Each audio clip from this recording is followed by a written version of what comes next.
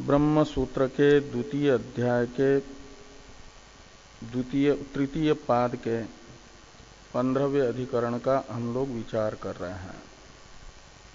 14वें अधिकरण के द्वारा आत्मा में कर्तृत्व बताया गया। आत्मा में जो कर्तृत्व बताया गया वह वास्तविक है, ऐसी मान्यता है मीमांसकों की। मीमांसकों की इस मान्यता को गलत बताते हुए ये कहा जा रहा है कि आत्मा में कर्तृत्व स्वाभाविक नहीं, औपाधिक है, कल्पित है।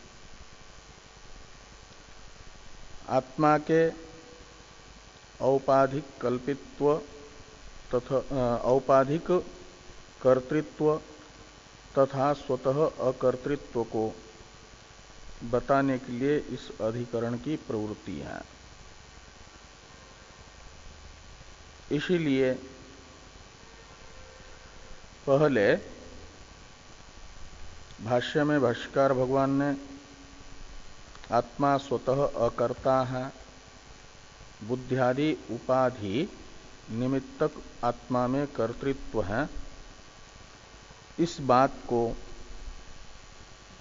बताया। और फिर इसी अर्थ में इस अधिकरण का जो सूत्र है यथाच तक्षोभयथा, इसका समन्वय कर रहे हैं। तो यथाच तक्षा उभयता इस सूत्र में बताया गया दृष्टांत। तो तक्षा यानी बढ़ई जैसे फर्नीचर आदि का कर्ता होता है बसुला आदि उपकरणों की अपेक्षा से, स्वतः तो उसमें अकर्तृत्व ही है।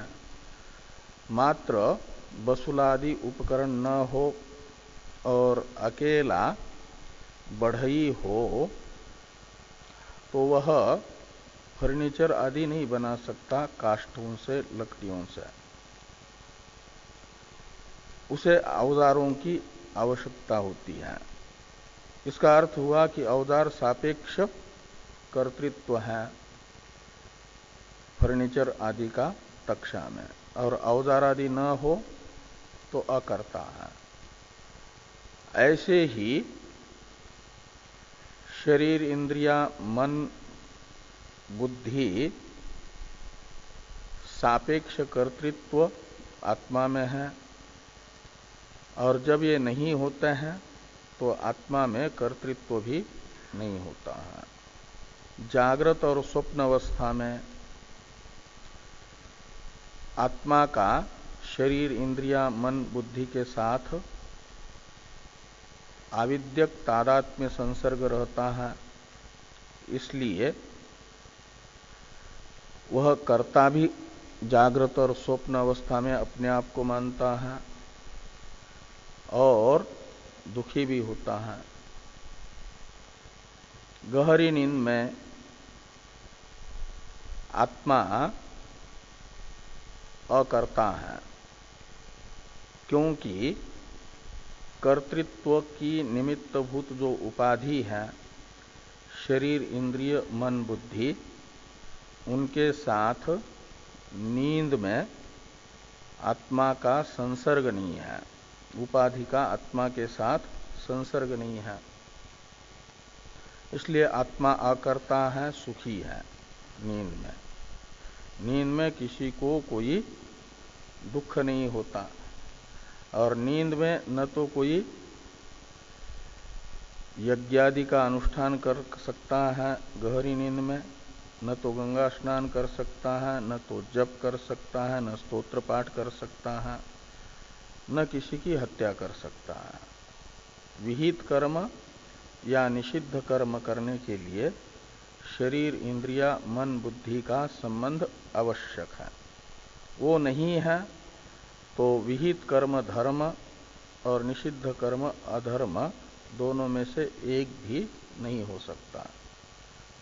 गहरी नींद में दोनों का भी कर्ता नहीं है, धर्म का भी अधर्म का भी आत्मा, लेकिन सुखी है तब भी। हाँ, मन बुद्धि सब शांत होते उस समय,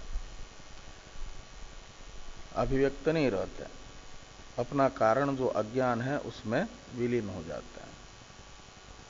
तो इसलिए वहां पर कर्ता भी नहीं, दुखी भी नहीं। ऐसे ही मोक्ष अवस्था में नींद के तरह ही, नींद में जैसे शरीर इंद्रिय मन बुद्धि का संसर्ग नहीं है, इसलिए अकर्तृत्व है, सुखी है। मोक्ष में भी शरीर इंद्रिय मन बुद्धि का संसर्ग नहीं होता और दुख भी नहीं होता, सुखी आनंद ही आनंद रहता है। तो ये जो दो अवस्था हुई, सुसुप्ति और मुक्ति अवस्था, इन दो अवस्थाओं में तो आत्मा का शरीर इंद्रिय मन बुद्धि के साथ संसर्ग न होने से आत्मा में अकर्तृत्व है, कर्तृत्व का अभाव है। जागृत और स्वप्न में शरीर इंद्रिय मन बुद्धि का संसर्ग आत्मा के साथ होता है तो कर्तृत्व भी रहता है। तो ये शरीर इंद्रिय मन बुद्धि रूप उपाधि के संसर्ग से ही आत्मा में कर्तृत्व है, जागृत स्वप्न में देखा जा रहा है। और जब इनका संबंध नहीं होता सुसुप्ति में और मुक्ति अवस्था में, तो कर्तृत्व भी नहीं रहता। इसे अन्वय सहचार व्यतिरेक सहचार कहा जाता है। इस प्रकार अन्वय सहचार व्यतिरेक सहचार से आत्मा में कर्तृत्व शरीरादि उपाधि निमित्तक है, ये सिद्ध हुआ। जैसे तक्षा में उपकरणादि सापेक्ष कर्तृत्व है और उपकरणादि निरपेक्ष तक्षा अकर्ता है। और ये जो आत्मा में मीमांसक कहना चाहते थे कि शास्त्रार्थवत्वादि हेतुओं के द्वारा आत्मा में स्वाभाविक कर्तृत्व माना जाए, तो कहते हैं शास्त्रार्थवत्वादि हेतु की सिद्धि तो आत्मा में औपाधिक कर्तृत्व मानने से भी हो जाती है, उसके लिए वास्तविक कर्तृत्व मानने की आवश्यकता नहीं है। औपाधिक कर्तृत्व का अनुवाद करके यजेत इत्यादि विधिवाक्य केवल अभ्युदय काम पुरुष को अभ्युदय मोक्ष का साधन यागादि को बताता है। और इसलिए निश्चित होगा कि आत्मा में औपाधिकी कर्तृत्व है, अविद्यकी कर्तृत्व है। और जैसे विधिवाक्य आत्मा के अविद्यक कर्तृत्व का अनुवादक है, ऐसे उपनिषदों में भी जो कर्ता विज्ञानात्मा पुरुष इत्यादि जीव के विशेषण के रूप में प्रयुक्त पद हैं, वे आत्मा में औपाधिक ही कर्तृत्व का अनुवाद करते हैं, अपूर्व रूप से ज्ञापन नहीं करते।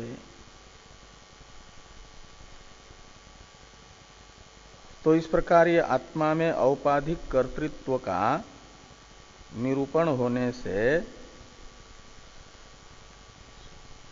बृहदारण्यक उपनिषद में स्वप्न अवस्था में जो विहार और उपादान बताया गया है, एक प्रकार से वे भी औपाधिक ही हैं, आविद्यक ही हैं, स्वतः आत्मा के नहीं हैं, यह बात बताई गई। उनका भी वहां पर आविद्यक विहारादि का श्रुति ने अनुवाद मात्र किया है। इसे तयो अपि अनुवाद रूपत्वात् इससे कहा गया। और ननु संधे स्थाने प्रसुप्तेषु करणेषु इत्यादि से पूर्व पक्षी यानी मीमांसक व्यभिचार की आशंका करते हैं, व्यतिरेक व्यभिचार की। व्यतिरेक व्यभिचार होता है तब यदि उपाधि न हो तब भी आत्मा में कर्तृत्व सिद्ध हो, तब तो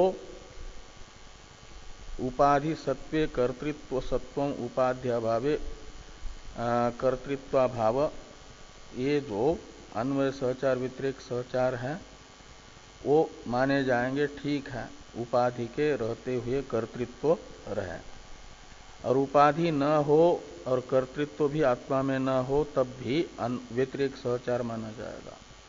और यदि उपाधि न हो तब भी आत्मा में कर्तृत्व प्रतीत हो रहा हो यदि, तो ऐसी स्थिति में माना जाता है कर्तृत्व को व्यतिरेक व्यभिचारी उपाधि का।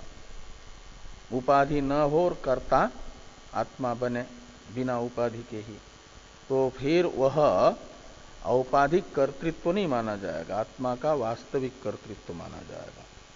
जैसा अग्नि का औष्ण्य वास्तविक है, स्वरूप है, स्वभाव है। तो इसकी आशंका मीमांसक कर रहे हैं ननु इत्यादि से।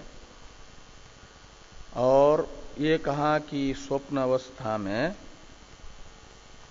इंद्रियादि उपाधि के स्व व्यापारों से उपरत हो जाने पर भी श्रुति जीव का अपने शरीर में विहार बता रही है, यानी विचरण बता रही है। तो ये जो इंद्रियों के निर्व्यापार होने के बाद भी आत्मा यदि कुछ करता है तो इंद्रियादि रूप उपाधि के अभाव काल में यदि आत्मा से कोई क्रिया होगी तो वह होने वाली क्रिया यह सिद्ध करेगी कि आत्मा स्वतः ही करता है, उसमें वास्तविक कर्तृत्व है, उपाधि निमित्तक नहीं। जैसे अग्नि में औष्ण्य है ऐसा आत्मा में कर्तृत्व है, ये सिद्ध होगा। और ये मीमांसकों का पक्ष है। इसी दृष्टि से मीमांसकों ने ननु संधे स्थाने प्रसुप्तेषु करणेषु स्वे शरीरे यथा कामं परिवर्तत इति विहार उपदिश्यमानः केवलस्य आत्मनः कर्तृत्वम् आवहति तथा उपादानेपि तद एषां प्राणानां विज्ञानेन विज्ञानम् आदाय करणेषु कर्मकरण विभक्ति श्रूयमाणे केवलस्य आत्मनः कर्तृत्वम् गमयतः। इतने ग्रंथ से मीमांसकों ने यही शंका की कि स्वप्न अवस्था में जब इंद्रियां अपने अपने व्यापारों से उपरत हैं तो श्रुति ये बताती हैं कि अपने शरीर में जीव अपनी इच्छा के अनुसार घूमता है। स्वे शरीरे यथा कामम विपरिवर्तते, ये श्रुति है। कब? तो संदेह स्थाने का मतलब स्वप्न अवस्था में। और स्वप्न अवस्था कैसी है? तो है प्रसुप्तेषु करणेषु। तो करण यानी इंद्रिय रूप उपाधि प्रसुप्त हो गई है, यानी निर्व्यापार हो गई है, व्यापार रहित हो गई है। तो वहां इंद्रिय रूप उपाधि नहीं है, तब भी आत्मा का विहरण श्रुति बता रही है। यह विहरण बता रहा है कि केवल आत्मा करता है। केवल आत्मा यानी निरुपाधिक आत्मा। निरुपाधिक आत्मा में कर्तृत्व इस श्रुति से एक प्रकार से प्राप्त हो रहा है। और वेदांतियों के मान्यता के अनुसार यदि करण विशिष्ट आत्मा करता है तब तो करण भी कर्तृकोटि में चला जाएगा, कर्ता होगा। तो कर्ता में प्रथमा विभक्ति कर्तृवाच्य में होती है, तो कर्ता के कोटि में आने वाले करणों में कर्तृ विभक्ति सुनाई देनी चाहिए, न कि करण तथा कर्म विभक्ति। लेकिन इस श्रुति में करणों में करण विभक्ति तथा कर्म विभक्ति है। ये कहा गया कि तथा उपादानेपि इत्यादि में कि तद एषाम प्राणानाम विज्ञानेन विज्ञानम आदाय इति कर्णेषु कर्म करण विभक्ति श्रूयमाणे केवलस्यात्मनः कर्तृत्वं गमयतः। तद एषाम प्राणानाम विज्ञानेन विज्ञानम में विज्ञान शब्द का अर्थ है करण, इंद्रिया, और उनमें विज्ञान शब्द जो करण का परामर्शक है, तो यहाँ पर वह कर्ता का विशेषण होने से होनी चाहिए थी प्रथमा विभक्ति, लेकिन तृतीया विभक्ति हो गई। और विज्ञानम में भी प्रथमा विभक्ति होनी चाहिए थी, हो गई द्वितीया विभक्ति। तो ये जो विज्ञानम में द्वितीया विभक्ति यानी कर्म विभक्ति, और विज्ञानेन में जो तृतीया विभक्ति यानी करण विभक्ति है, श्रुति में सुनाई दे रही है, वह ये ज्ञापन करती है कि इंद्रियों निरुपाधिक आत्मा में कर्तृत्व है, केवल आत्मा में कर्तृत्व है, और उपादान के प्रति तो करण है इंद्रिया। इस प्रकार की ये मीमांसकों की शंका है। इसका निराकरण अत्रोच्यते इत्यादि से भाष्यकार भगवान कर रहे हैं। न तावत संदेह स्थाने, इसका अवतरण है टीका में, स्वप्न विहारे तावत उपाध्याभावो असिद्ध इत्याह न तावत संदेहति। कहते हैं मीमांसक वेदांतियों की मान्यता में जिस स्वप्न रूपी दृष्टांत में व्यतिरेक व्यभिचार दिखाना चाह रहे हैं, वहां पर व्यतिरेक व्यभिचार नहीं है। उपाधि का अभाव दिखाना चाहते हैं स्वप्न में मीमांसक, लेकिन भाष्यकार भगवान सिद्धांति की ओर से कह रहे हैं कि स्वप्न अवस्था में उपाधि का अभाव नहीं है, वहां पर भी उपाधि है। भले ही बाह्य इंद्रिय रूप उपाधि न हो, लेकिन मन रूप उपाधि, अंतःकरण रूप उपाधि स्वप्न अवस्था में भी रहती है, स्वप्न उपाधि है। इसे कह रहे हैं कि स्वप्न विहारे तावत उपाधि अभावो असिद्ध। स्वप्न अवस्था में जो श्रुति विहार बता रही है, वो निरुपाधिक आत्मा का विहार नहीं बता रही है। वहां पर भी आत्मा की उपाधि में से अंतःकरण रूप उपाधि विद्यमान है,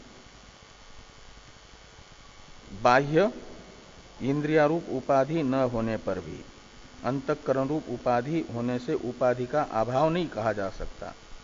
उपाधि का अभाव असिद्ध है, इसलिए वहां उपाधि है तो कर्तृत्व भी है। तो ये अन्वय सहचार ही है, वहां व्यतिरेक व्यभिचार नहीं है। इसे भाष्यकार भगवान न तावत इत्यादि से बता रहे हैं। तो भाष्य में देखिए, न तावत संधे स्थाने अत्यंतम आत्मनः करण विरमणम अस्ति। संध्य शब्द का अर्थ है स्वप्न और स्थान शब्द का अर्थ है अवस्था, इसलिए संधे स्थाने यानी स्वप्न अवस्था में आत्मनः अत्यंतम करण विरमणम तावत नास्ति, ऐसा अन्वय करिए। आत्मा के करणों का आत्यंतिक विरमण नहीं है। विरमण शब्द का अर्थ है अभाव। तो स्वप्न अवस्था में उपाधि का सर्वथा अभाव नहीं है, ये अर्थ निकलेगा। आत्यंतिक करण विरमण का तो अर्थ हो जाएगा करणों का अभाव, और नास्ति का अर्थ निकलेगा अभाव का अभाव प्रतियोगी स्वरूप होता है, इसलिए उसका अर्थ निकलेगा कि वहां पर करण है। दो बार निषेध अर्थक जब न आता है तो उसका अर्थ निकलता है भाव।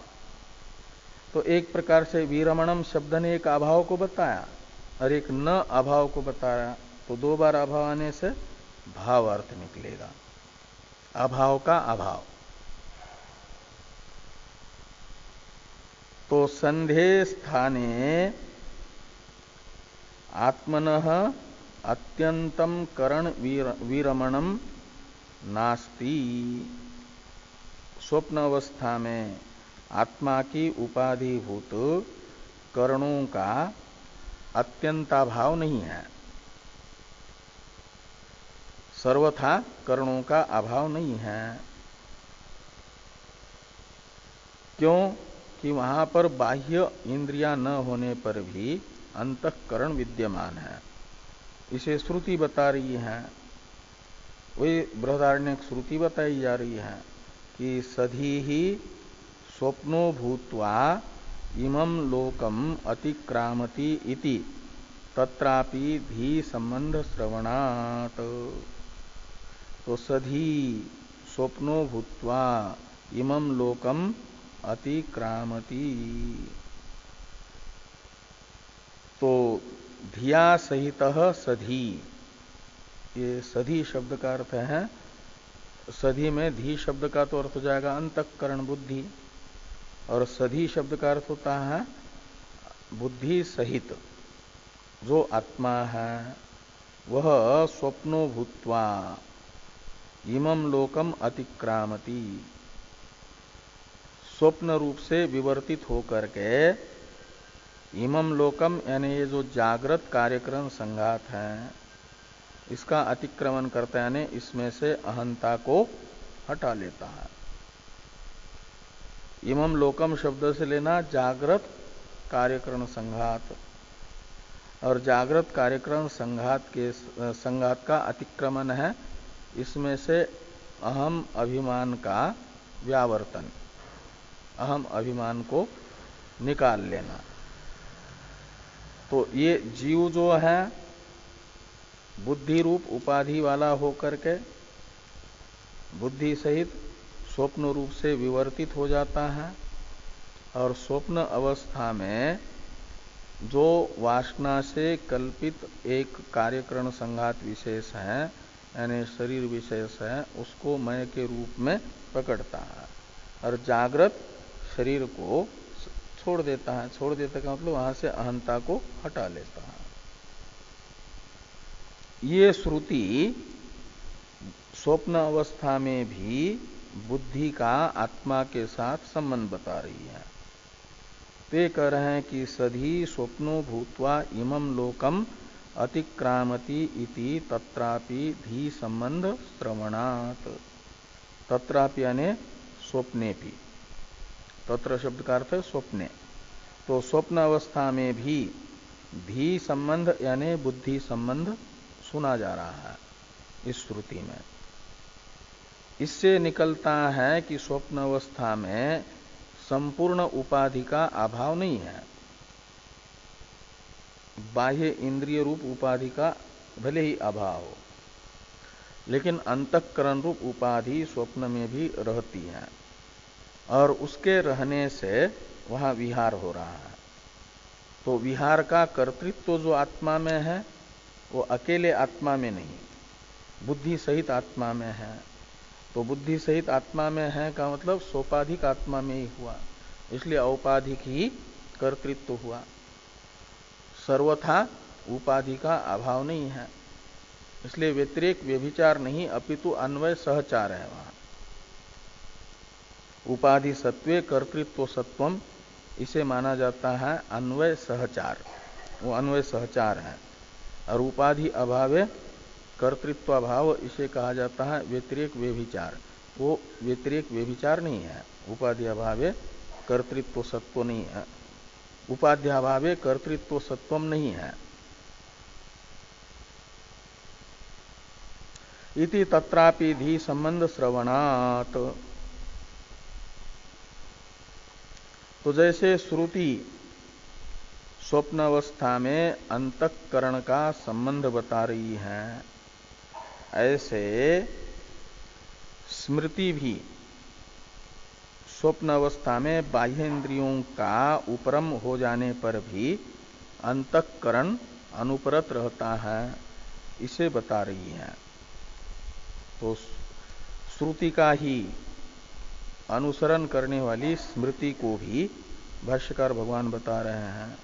तथा च स्मरन्ति इंद्रियाणाम उपरमे मनोनुपरतम यदि सेवते विषयान एव तद विद्यात् स्वप्न दर्शनम इति। कहते हैं स्वप्न अवस्था क्या है, तो स्वप्न अवस्था का ये लक्षण है एक प्रकार से कि इंद्रियाणाम उपरमे सती, बाह्य चक्षुरादि इंद्रियों का उपरम हो जाए, वे निर्व्यापार हो जाए। ये काम नहीं कर रही है जिस अवस्था में बाह्य इंद्रियां, लेकिन मन जो है अनुपरत है, का मतलब व्यापार युक्त है, व्यापार रत है, व्यापार से उपरत नहीं है। उपरत का तो अर्थ होता है व्यापार बंद कर दिया, और अनुपरत का अर्थ होता है व्यापार कर रहा है, व्यापार रत है, व्यापार से युक्त है। तो मन तो चल रहा है, इंद्रियां बंद है। ऐसी स्थिति, इंद्रियों का व्यापार बंद और मन का व्यापार शुरू है जिस अवस्था में, तो समझना चाहिए। और मन व्यापार से युक्त है और विषयान सेवते, अनुपरतम मनः विषयान सेवते, विषयों का सेवन कर रहा है, का मतलब ग्रहण कर रहा है।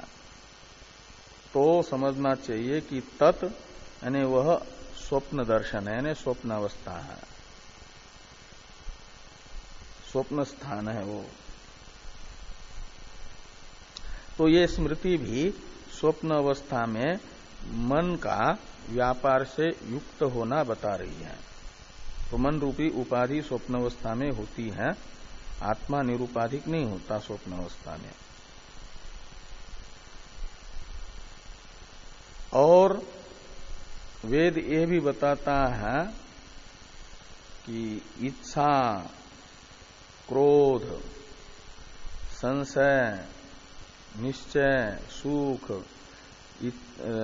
दुख आदि जो धर्म है, वृत्तियां हैं, ये अंतःकरण के धर्म है। और ये सब स्वप्न में रहते हैं कि नहीं? स्वप्न में इच्छा होती है कि नहीं? और स्वप्न में क्रोध भी आता है कि नहीं? और स्वप्न में दुख भी होता है, स्वप्न में सुख भी होता है। ये सब मन के धर्म है, मन के गुण हैं, मन के आश्रित रहते हैं। और धर्म बिना आश्रय के नहीं रहा करते। ये मन का परिणाम होने से परिणाम बिना परिणामी के नहीं रहेगा। क्या स्वप्न में आत्मा तो रहता ही है और उद्भूत संस्कारों से युक्त मन, उपाधिक आत्मा, वो सब कर रहा है। जैसे जागृत अवस्था में मन, इंद्रिया और जागृत अवस्था के शरीर से युक्त आत्मा करता है, ऐसे स्वप्न में सब व्यापार मन से युक्त आत्मा स्वप्न देखता है, ये बताया जा रहा है। तो यानी स्वप्न अवस्था में मन रहता है, इसको पहले एक तो सधी स्वप्नो भूत्वा इस श्रुति से बताया, और इंद्रियाणाम ऊपर में मनोनुपरतम यदि इस स्मृति से भी बताया कि स्वप्न में मन रहता है। एक अनुमान भी यानी युक्ति भी स्वप्न अवस्था में मन रहता है, इस अर्थ की निश्चायक युक्ति भी बताई जा रही है, तर्क बताया जा रहा है। युक्ति कहो, तर्क कहो, अनुमान कहो, तो श्रुति से बताया गया अर्थ यदि युक्ति से भी सिद्ध हो जाए और दृढ़ माना जाता है, उसमें दृढ़ता आ जाती है। तो श्रुति ने तो बताया ही कि स्वप्न अवस्था में आत्मा अकेला नहीं है, उसके साथ मन है, मन से युक्त है। ये श्रुति ने यानी वेद ने भी बताया और स्मृति यानी पौरुषेय ग्रंथ ने भी बताया, शिष्टों ने भी बताया। और श्रुति स्मृति के द्वारा बताया गया जो अर्थ है वह युक्ति से भी निश्चित होता है। इसे बताने के लिए आगे वाला वाक्य है भाष्य में कि भाष्यकार भगवान ये बताते हैं, कामादयश्च मनसो वृत्तयः इति श्रुति। तो श्रुति ये बता रही है कि कामादि मन की वृत्तियां हैं, वृत्तियां यानी धर्म है, परिणाम है, और धर्म बिना धर्मी के नहीं रहते। जैसे औष्ण्य और प्रकाश तेज का धर्म है, वो बिना तेज के नहीं रहेगा। गंध पृथ्वी का धर्म है, वो पृथ्वी के बिना नहीं रहेगा। धर्म अपने धर्म के साथ ही रहता है। तो ये काम यानी इच्छा और आदि शब्द से क्रोध, लोभ, राग, द्वेष, दुख, सुख, ये सब लेना। कई है निश्चय, ये सब मन के धर्म है। मन इनका धर्म यानी आश्रय है। तो मन के धर्म होने से वह बिना मन के नहीं रहेंगे। ये जहां दिखेंगे मानना पड़ेगा वहां इनका आश्रयभूत मन है। जिस अवस्था में भी इनका अनुभव होगा, इच्छा, सुख, दुख, राग, द्वेष, क्रोध आदि जहां पर भी होंगे तो उनका आश्रयभूत मन वहां पर जरूर होगा। बिना मन के ये नहीं रहते, मन के गुण होने से मन इनके साथ मन के आश्रित ही रहेंगे। हाँ, तो जागृत अवस्था में तो ये है तो मन भी है, इसमें तो कोई संशय ही नहीं। तो स्वप्न में भी ये रह रहे हैं, इच्छा स्वप्न में भी होती है, राग द्वेष स्वप्न में भी होते हैं, क्रोध लोभ स्वप्न में भी आता है, सुख दुख स्वप्न में भी होते हैं। ये सब मन के धर्म है, बिना मन के रह नहीं सकते। जैसे औष्ण्य जो है बिना अग्नि के हो नहीं सकता, ऐसे बिना मन की इच्छा आदि संभव नहीं है। और स्वप्न में है, इसका अर्थ है कि स्वप्न में मन भी है, इसलिए अकेला आत्मा नहीं है, वहां इच्छादि का आश्रयभूत मन भी है स्वप्न में। और उस मन रूप उपाधि वाला आत्मा स्वप्न में बताया गया जो अपने शरीर में विहरण है उसका करता है। वो मन उपाधिक आत्मा करता है, अकेला आत्मा करता नहीं है। इसे युक्ति से भी इस सिद्ध किया जाता है, ये युक्ति हुई। इसलिए कहा कि कामादयश्च मनसो वृत्तयः इति श्रुति ही, और ताश्च स्वप्ने दृश्यन्ते, ताः यानी कामादयः वृत्तयः, ता शब्द से ग्राह्य है, कामादि वृत्तियां स्वप्ने दृश्यन्ते, स्वप्न में देखी जा रही हैं। इसलिए उन वृत्तियों का आश्रयभूत, कामादि वृत्तियों का आश्रयभूत मन भी वहां है, ये निश्चित होगा। तो तद विद्या क्या, हाँ आगे है,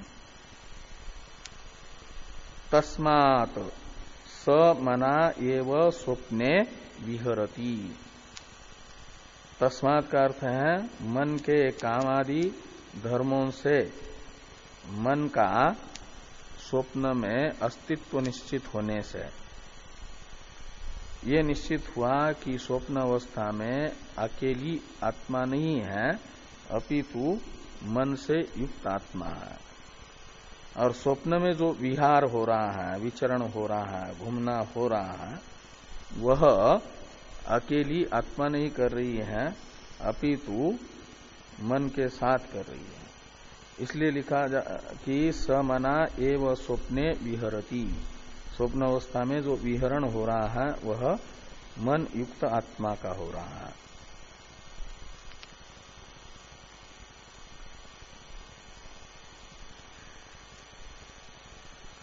अब भाष्य में विहारोपी च तत्रत्यो वासनामय एव न तो पारमार्थिको अस्ति, ये जो वाक्य है इसका अवतरण लिखते हैं टीकाकार।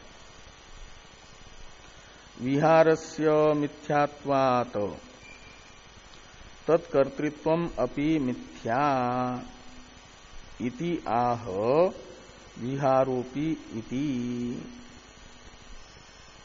कहते स्वप्न अवस्था में जो विचरण हो रहा है आत्मा का, वह विचरण वास्तविक नहीं है, मिथ्या है, यानी कल्पित है। तो कल्पित विहरण का कर्तृत्व भी आत्मा में वास्तविक नहीं होगा, कल्पित ही होगा। कल्पित क्रिया है तो उसका कर्तापना भी कल्पित ही रहेगा। इस अभिप्राय से ये वाक्य लिखा जा रहा है कि विहारोपी च तत्रत्यो वासनामय एव। तत्रत्यः यानी स्वप्नस्थ, तत्रत्यः शब्द का अर्थ है कि स्वप्न में जो आत्मा का विहार रूप व्यापार बताया गया वह वासनामय है, यानी कल्पित है, उद्भूत संस्कार से मात्र वैसा प्रतीत हो रहा है। कभी जागृत अवस्था में इस जन्म में या पूर्व जन्म में जहां विचरण किया हुआ है वहां का संस्कार बुद्धि में पड़ जाता है और वह संस्कार प्रकट हो जाता है, तो वैसा ही स्वप्न में दिख जाता है। बस यही स्वप्न में संस्कार का उद्भूत होने से उसके विषय का दिखना ही विहरण है। तो वासनामय एव न तो पारमार्थिको अस्ति, वासनामय का अर्थ हुआ कल्पित। तो तत्रत्य विहार यानी स्वप्नस्थ विहार वासनामय ही है का अर्थ है कल्पित ही है, न तो पारमार्थिको अस्ति, वास्तविक नहीं है। तथा च श्रुति ही इवाकार अनुबद्धम एव स्वप्न व्यापारम वर्णयति। तो श्रुति भी स्वप्न व्यापार को मिथ्या ही बताती है ईव शब्द का प्रयोग करके। इसलिए कह रहे हैं कि तथा च श्रुति ईवाकार अनुबद्धम एव स्वप्न व्यापारम वर्णयति। ईवाकार अनुबद्ध यानी ईव शब्द से युक्त स्वप्न व्यापार के वाचक शब्द का प्रयोग करके स्वप्न व्यापार को कल्पित बता रही है। कौन सी श्रुति? तो ये श्रुति है बृहदारण्यक की ही। उतेव स्त्री भी सह मोदमानो जक्षत उतेवापि भयानि पश्यन्। तो उतेव में जो ईव शब्द है इसका अन्वय मोदमान के साथ है। स्त्री भी सह मोदमान इव। स्वप्न अवस्था में अपने प्रियजनों के साथ विहरण करते हुए हर्षित होता हुआ सा प्रतीत होता है। ईव शब्द का अर्थ है सा, यानी सदृश का मतलब वो हर्षित नहीं होता है, मोदमान नहीं होता, मोदमान सा प्रतीत होता है। तो ये ईव शब्द का प्रयोग करके जैसे रस्सी सर्प थोड़ी बनती है, वो सर्प सी दिखती है। शीप चांदी थोड़ी बन जाती है, लेकिन चांदी सी प्रतीत होती है, चांदी जैसी प्रतीत होती है। ऐसे ही यहां पर श्रुति कह रही है कि स्वप्न अवस्था में कोई वास्तविक प्रियजन ही नहीं है, तो उन प्रियजनों के मिलन से जो हर्ष होता है वो हर्ष वास्तविक कैसे होगा? वह हर्ष भी कल्पित है। वो ईव शब्द का प्रयोग करके बताया गया। ऐसे जक्षत उतेव, इसमें भी जो ईव है जक्षत के साथ अन्वित होगा। और जक्षत का अर्थ है भोगता हुआ। यही जक्षत का अर्थ कर रहे हैं टीकाकार विहारोपी इति इस प्रतीक के बाद में कि जक्षत यानी भुंजान इव। जक्षत इव का अर्थ निकलेगा भुंजान इव। भुंजान का अर्थ है भोगता हुआ, और ईव शब्द का अर्थ है भोगता हुआ सा। वस्तुतः वहां भोग नहीं करता, भोगता हुआ सा प्रतीत होता है। और भयानि पश्यन्, यहां पर भी ईव शब्द को जोड़ दो। भयानि पश्यन् यानी जंगल में कभी जाता है ऐसा प्रतीत होता है, और वहां पर कहीं शेर पीछे लग जाए तो भय करता है। या कोई आतंकवादी सामने आया है, गोली चला रहा है तो भय होता है कि नहीं? ऐसा स्वप्न आ जाए तो वस्तुतः वहां न तो आतंकवादी है न तो शेर है, इसलिए शेर खा नहीं सकता, है ही नहीं वास्तविक। तो शेर कल्पित है तो उससे होने वाला भय भी कल्पित है, इसलिए वस्तुतः भय नहीं देखता, भय का अनुभव नहीं करता, भय का अनुभव करता हुआ सा प्रतीत होता है। ये ईव शब्द का प्रयोग करके श्रुति ये बता रही है कि स्वप्न अवस्था में जो व्यापार हो रहे हैं, मोदमान शब्द से बताया गया प्रिय जनों के मिलन से होने वाला हर्ष, और जक्षत ईव शब्द से बताया गया जो भोग, और भयानि पश्यन् से बताया गया जो भय का अनुभव, ये सब वास्तविक नहीं है। ईव शब्द का प्रयोग करके श्रुति कह रही है वासनामय है, कल्पित है, वास्तविक नहीं।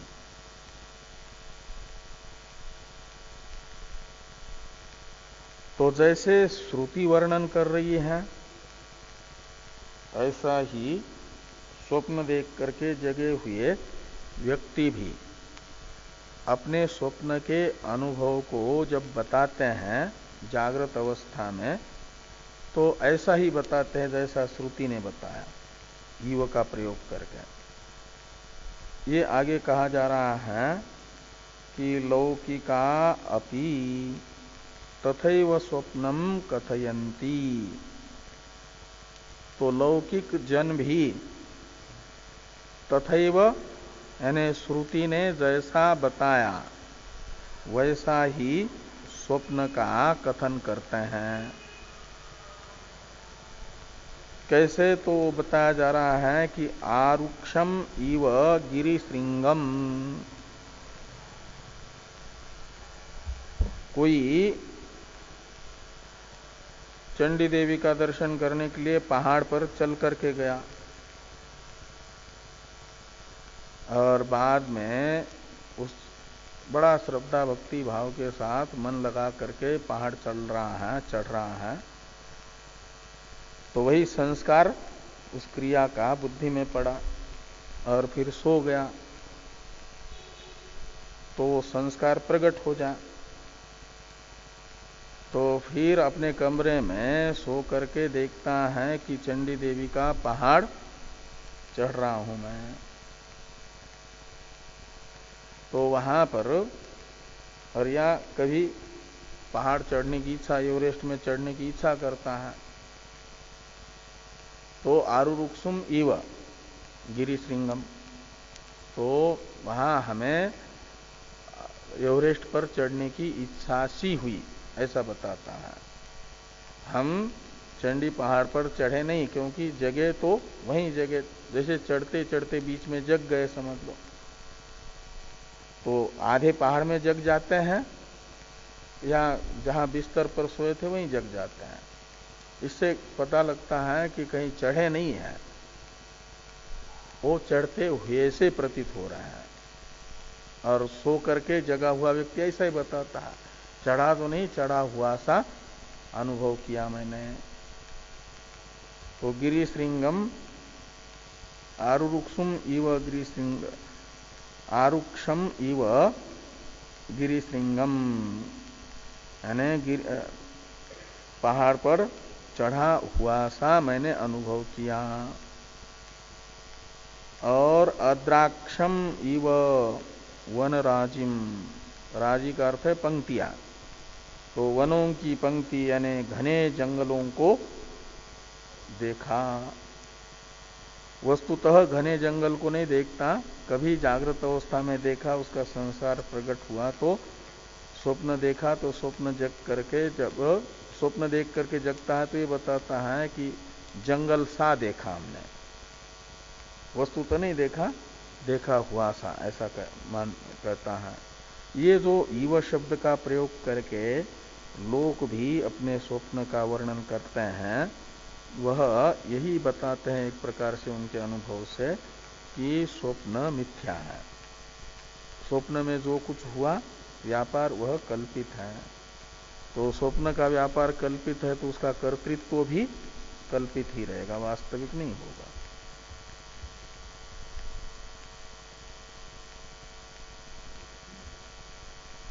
आगे हैं तथा उपादानेपि इत्यादि वाक्य। ये दो वाक्य हैं, फिर एक अलग शुरू होगा, तो ये दो वाक्य तो पूरे कर लिए जा। तथा उपादानेपि यद्यपि कर्णेषु कर्मकरण विभक्ति निर्देश तथापि तत्संपृक्तस्यैव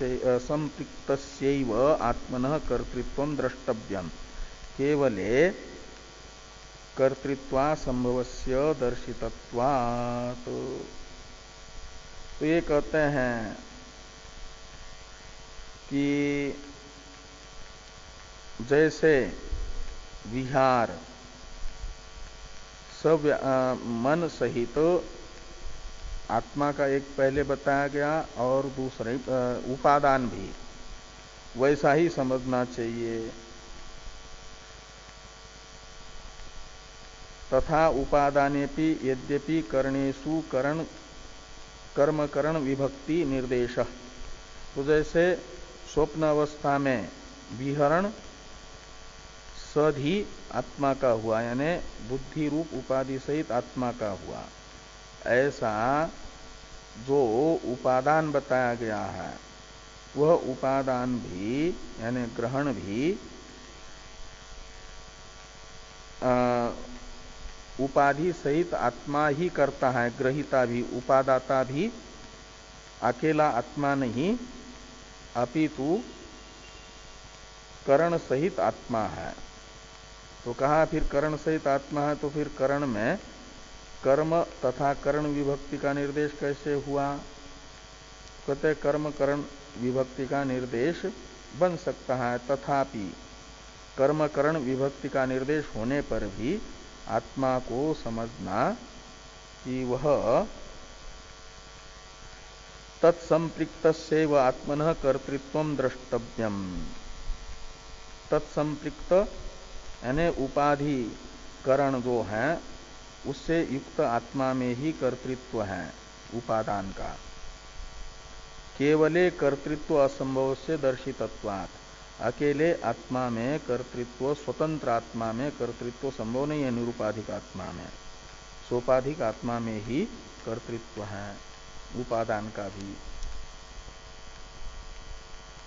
तो उपादान का कर्ता सोपाधिक आत्मा है यदि, तो कर्णों में करण विभक्ति तथा कर्म विभक्ति कैसे हुई, इसे बताने के लिए उदाहरण बताया जा रहा है। भवति च लोके अनेक प्रकारा विवक्षा, योधा युध्यन्ते योधै राजा युध्यते इति।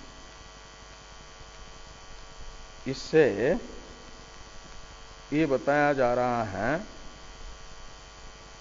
कि करण युक्त आत्मा में ही कर्तृत्व होने पर भी आत्मा के विशेषण भूत करणों में करण विभक्ति हो सकती है, अन्य विभक्ति हो सकती है। तो भवति च इसका अवतरण है टीका में, इसको देखिए पहले। कर्णत्व विशिष्टस्य कर्तृत्वे कर्णेषु कर्तृविभक्ति स्यात्। कर्णत्व विशिष्ट आत्मा को कर्ता मानेंगे तो करण यानी इंद्रिय के वाचक विज्ञान शब्द से प्रथमा विभक्ति होनी चाहिए, कर्तृविभक्ति का मतलब। न करण विभक्ति यानी तृतीय विभक्ति नहीं होनी चाहिए। ये जो पूर्व पक्षी ने कहा था इति उक्तम प्रत्याह यानी उसका खंडन कर रहा है। बता रहे कि लोक में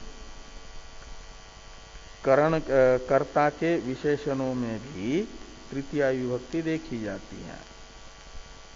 इसका उदाहरण बताया जा रहा है भवति च लोके इत्यादि से, कि भवति च लोके अनेक प्रकारा विवक्षा, कहते लोक में अनेक प्रकार की विवक्षा देखी जाती है। जैसे युद्ध हो रहा है तो माना जाता है कि योधा युध्यन्ते, सैनिक आपस में युद्ध कर रहे हैं। तो युद्ध करने वाले युद्ध के कर्ता के रूप में योधा शब्द से सैनिकों को बताया गया। और कभी कभी कहा जाता है कि दो राजा सेनाओं के द्वारा लड़ रहे हैं आपस में। राजा तो होते हैं अपने महल में रहते हैं, कहीं युद्ध में शस्त्र लेकर के जाते नहीं, लेकिन कहा जाता है कि राजा लड़ रहे हैं। तो योधई राजा युध्यते ऐसा भी कहा जाता है। तो वहां पर योधा जो कर्ता है उनमें भी करण विभक्ति हुई कि नहीं? योधे राजा युध्यते।